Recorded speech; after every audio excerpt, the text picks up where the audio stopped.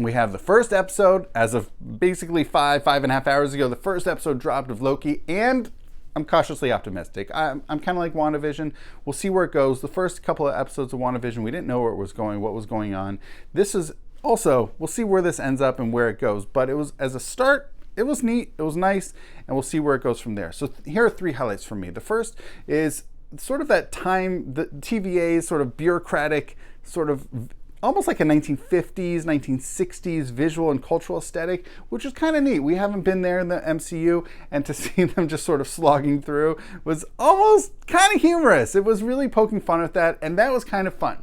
Number 2 was, well, it was the humor. I really enjoyed the humor, and obviously Owen Wilson across from Tom Hiddleston was a nice way that they played off of each other, and it's obviously there's like all this heavy bureaucracy, and the humor just sort of seems to cut through it. Another highlight from number 3, a highlight for me, was to go back and see these highlights, but not just the highlights of Loki, but 2 aspects. One, to see it through his eyes, which was really neat to see, sort of how he's reacting to the future of what will happen in Thor the Dark World, Thor Ragnarok, as well as Avengers Infinity War, and also for him to be in deep disbelief about these, that they're just an illusion, but nevertheless, at the same time, to remind viewers of sort of these key beats in Loki's life as the MCU goes forward, but at the same time not hitting us really over the head so much, because after all, most of the people watching this are familiar with the movies, know what happens, and for those who are not so familiar, just go back and watch the movies.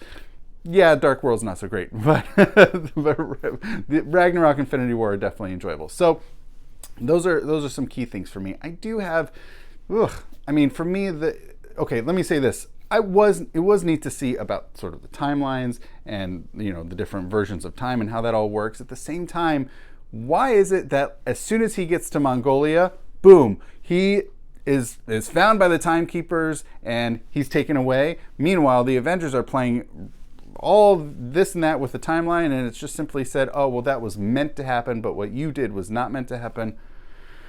I was about to say who decides. Obviously the timekeepers do, but it feels very just haphazard and random who gets to pick. So that to me felt uncomfortable as to how things are going to end up. So that was one piece of discomfort for me, to be honest.